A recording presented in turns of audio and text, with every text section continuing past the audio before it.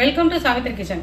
இன்னைக்கு நம்ம ரொம்ப நாள் ஆயிடுத்து வீடியோ போட்டு. இன்னைக்கு நான் தீபாவளி ஸ்நாக்ஸ் தான் வீடியோ போட போகிறேன். இன்னைக்கு என்ன பண்ண போகிறேன்னு பார்த்தீங்கன்னாக்க, ஒரு காரா பூந்தி. யாருக்கும் தெரியாதது இல்லை, எல்லாருக்கும் தெரிஞ்சது தான்.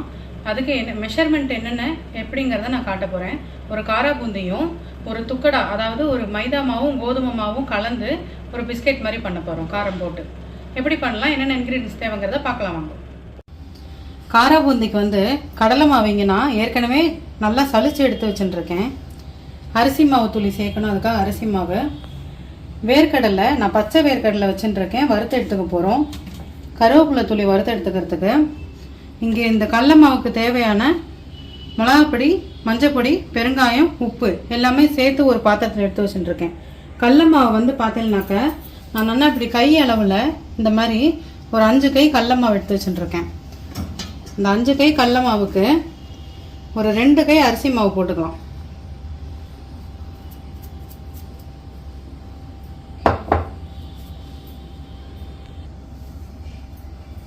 பெருங்காயம் ஒரு சின்ன டேபிள் ஸ்பூனில் 1 டேபிள் ஸ்பூன், மஞ்சப்பொடி ஒரு 1/4 டேபிள் ஸ்பூன், மிளகாப்பொடி ஒரே 1 டேபிள் ஸ்பூன் நல்லா கும்பாரமாக போட்டுருக்கேன். உப்பு ஒரு 1 டேபிள் ஸ்பூன். இதுதான் கணக்கு. இது நல்லா கலந்து விட்டுன்ட்டு தண்ணி விட்டு கலந்துக்கலாம், கெட்டி இல்லாமல். இங்கே பார்த்தீங்கன்னாக்க கார பூந்திக்கு மாவு கலந்துட்டுருக்கேன் நான். இந்த மாதிரி நல்லா தோசை ஊற்றுற பதத்துக்கு நீர்க்க இருக்கணும் மாவு. இதில் கொஞ்சமாக ஒரு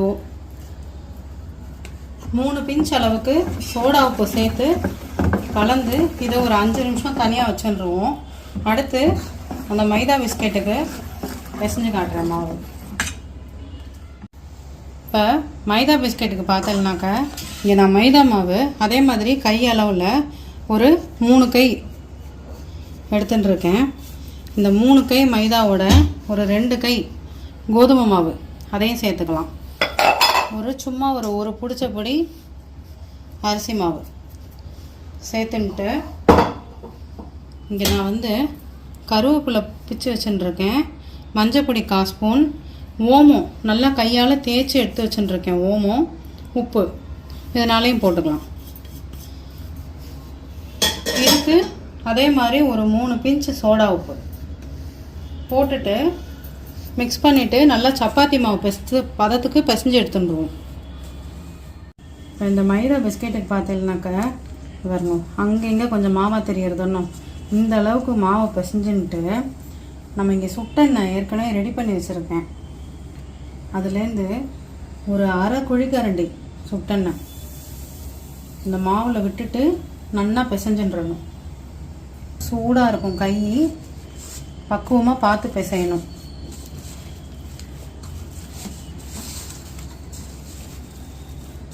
சப்பாத்தி மாவு அளவுக்கு லூஸாக இருக்கக்கூடாது, அதை விட ஒரு பதம் கெட்டியாக இருக்கணும் மாவு.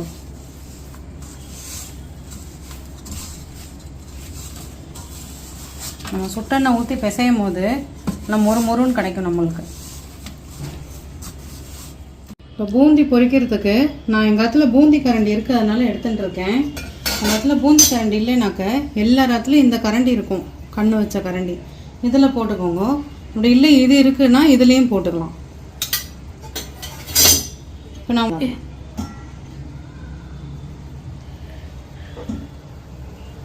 இந்த மாதிரி ஒரு கரண்டியில் மாவு எடுத்துட்டு இதில் இப்படி போட்டுன்ட்டு இதில் இப்படி தட்டினாக்க இந்த பாருங்க இன்னும் அழகாக இந்த மாதிரி விழுங்க. இப்போ நம்ம பூந்தி எல்லாம் ரெடி ஆகிட்டு பாருங்க. இந்த மாதிரி ஒரு கரண்டி வச்சுட்டோம்னா சௌரியமாக இருக்கும் எடுக்கிறதுக்கு. எண்ணெயெல்லாம் கீழே உடஞ்சிடும். இந்த பாருங்க நல்லா பூந்தியோட கலர் நல்லா ஒரு மாதிரி கோல்டு ப்ரௌனில் வரணும்.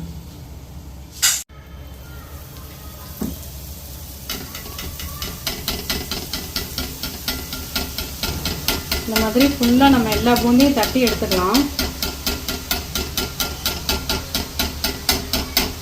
பூந்தி போடும்போது நல்லா பெரிய அகல பாத்திரமாக இருந்துட்டதுன்னா 2 ஈடாக ஊற்றி போட்டுடலாம்.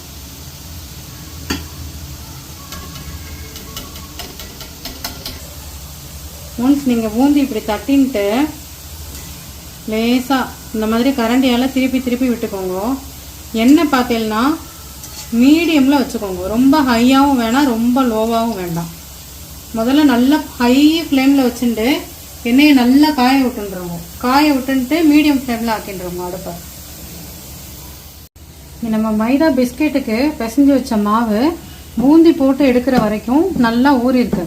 இதை நம்ம திருப்பி ஒரு தடவை நல்லா அழுத்தி பிசைஞ்சுன்ட்டு சின்னதாக ஒரு உருண்டை ஊற்றிக்கலாம். இந்த அளவுக்கு எடுத்துக்கோங்க.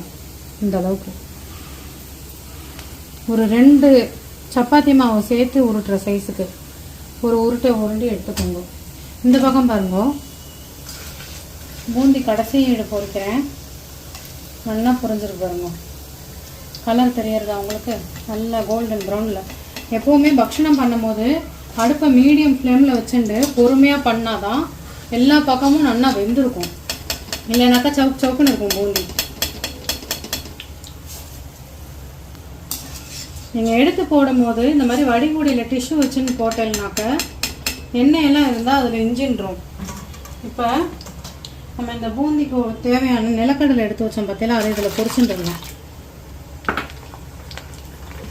நான் தோலோடு போட்டிருக்கேன். நல்லா பொன்னிறமாக பொரிச்சு எடுத்துக்கலாம் நிலக்கடலையை.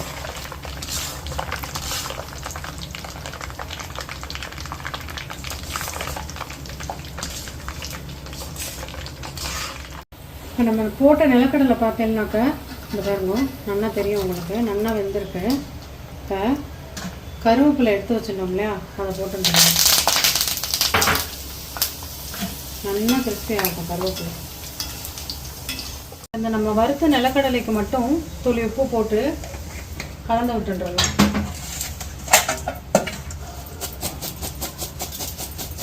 இந்த பூந்தி கலக்கிறதுக்காக ஒரு நல்ல பெரிய பாத்திரத்தில் வறுத்து எடுத்துட்ட பூந்தியும் நிலக்கடலையும் கருவேப்பிலையும் போட்டு வச்சுருக்கேன். நல்லா இப்படி கொடுத்துட்டோம்னா நாலா பக்கமும் கலந்துன்றோம்.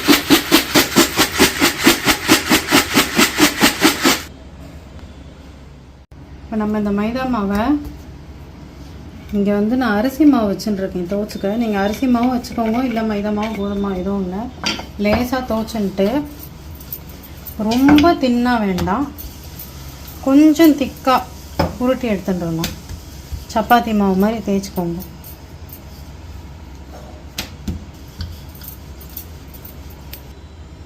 என்கிட்ட இந்த மாதிரி ஒரு ஸ்பூன் இருக்குது, அதனால் நான் இதால் இப்படி தேய்ச்சிக்கிறேன். நான் அழகாக கட் பண்ணி வந்துடும் உங்களுக்கு.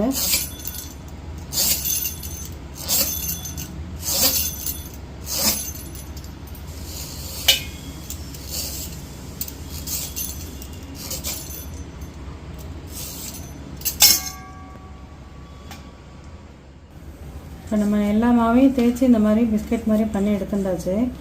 எண்ணெய் நல்லா காய வச்சுருக்கேன். நல்லா ஹை ஃப்ளேமில் வச்சு கொஞ்சம் மீடியமாக வச்சுக்கோங்க. வச்சுட்டு எல்லாத்தையும் போட்டு நல்லா கோல்டன் ப்ரௌனில் வர்ற மாதிரி பொரிச்சு எடுத்துக்கலாம்.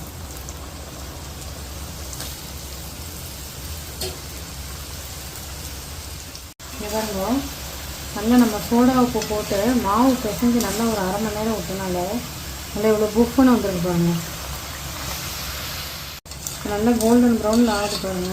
இந்த ஸ்டேஜில் நம்ம எல்லா பிஸ்கெட்ஸையும் எடுத்துடலாம்.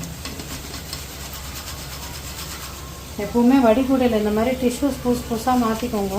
அப்போ தான் எண்ணெயெல்லாம் நல்லா உள்ளே சாரும்.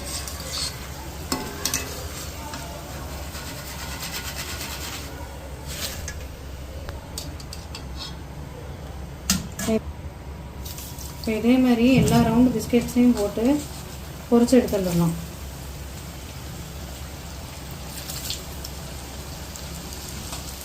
நான் மைதா பிஸ்கெட் பொரிச்சு எடுத்துட்டுருக்கேன். அதாவது இப்போவே பார்த்தீங்கன்னாக்க நல்லா உள்ளேயும் நல்லா வெந்திருக்கு பாருங்கள். இப்போ நம்ம இதை டபுள் ஃப்ரை பண்ண போகிறோம். ஏன்னு கேட்டிங்கன்னா நான் கொஞ்சம் பெருசு பெருசு பீஸாக போட்டிருக்கேன். ரொம்ப தின்னாக போடுறவங்க ஒரே ஒரு தடவை ஃப்ரை பண்ணி எடுத்துக்கோங்க. நான் கொஞ்சம் தடியாக போட்டிருக்கிறனால டபுள் ஃப்ரை பண்ணி எடுத்துக்க போகிறேன்.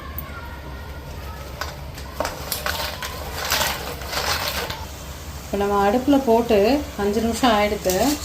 5 நிமிஷம் ஃப்ரை பண்ணால் போகிறோம். ஹை ஃப்ளேமில் வச்சு 5 நிமிஷம் டபுள் ஃப்ரைக்கு. எடுத்து வடிகுடையில் போட்டுடணும். இதில் நம்ம ஓமம்லாம் போடுறதுனால நல்லா சாப்பிடும் போதே அந்த ஒரு வாசனை, ஒரு டேஸ்ட்டு எல்லாமே சூப்பராக இருக்கும் நம்மளுக்கு.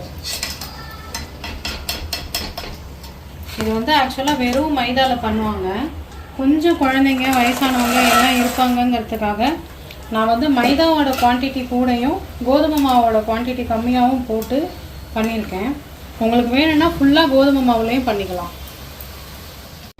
இப்போ வந்து கார பூந்தி நம்ம இது வந்து காரம் பூந்தியில் மட்டும் காரம் போட்டது. எக்ஸ்ட்ரா காரம் வேணும்னு நினைக்கிறவாளுக்கு ஒரு ஸ்பூன் கிட்டக்க, 1 டீஸ்பூன் கிட்டக்க காரம் போட்டுண்டு நல்லா கலந்து விட்டுருலாம். பூண்டு வேணுங்கிறதான் எண்ணெயில் பொரிக்கும் போதே பூண்டு வந்து நல்லா தோலோடு இப்படி இடிச்சுன்ட்டு பொரிச்சு வச்சுருங்க. உங்களுக்கு பூண்டு பிடிக்காத அதனால நீங்கள் போடல. இப்போ நம்ம பூந்தி வந்து பார்த்தேன்னாக்கா எவ்வளோ நல்லா வந்திருக்குங்கிறது காட்டுறேன் பாருங்க. இந்த உடச்சோம்னா நல்லா இந்த பாருங்க இப்படி பவுடர் மாதிரி ஆகணும். நல்லா மீடியம் ஃப்ளேமில் வச்சா தான் நல்லா எல்லா பூந்தியும் பொரிஞ்சு வரும். இது வந்து காரம் போட்ட பூந்தி, அதே சேம் இது தான். இந்த பாருங்க நல்லா பவுடர் மாதிரி வந்திருக்கு. இப்போ அதே மாதிரி மைதா பிஸ்கெட்டும் பார்த்தேன்னாக்கா நம்ம 2வது தடவை டீப் ஃப்ரை பண்ணி எடுத்துட்டோம். நல்லா சூடாக இருக்குது, கையில் எடுக்கவே முடியல. டீப் ஃப்ரை பண்ணி எடுத்துட்டோம். இந்த பாருங்க எப்படி நல்லா மொறுமொறுன்னு உடஞ்சிருக்கோம். இன்றைக்கி நான் வந்து தீபாவளிக்கு காரா பூந்தியும் அந்த மைதா துக்கடாவும் போட்டு காட்டியிருக்கேன். இது வந்து நான் வந்து பார்ட் 1 வீடியோவாக போடுறேன். பார்ட் 2ல் நான் 2 ஸ்வீட் போட்டு காட்டுறேன் உங்களுக்கு. இது வரைக்கும் சாவித்ரி கிச்சன் சேனலை சப்ஸ்கிரைப் பண்ணவா எல்லாருக்கும் ரொம்ப நன்றி. பண்ணாதவா சப்ஸ்கிரைப் பண்ணிவிட்டு எங்கள் சேனலை பாருங்கள். தேங்க்யூ.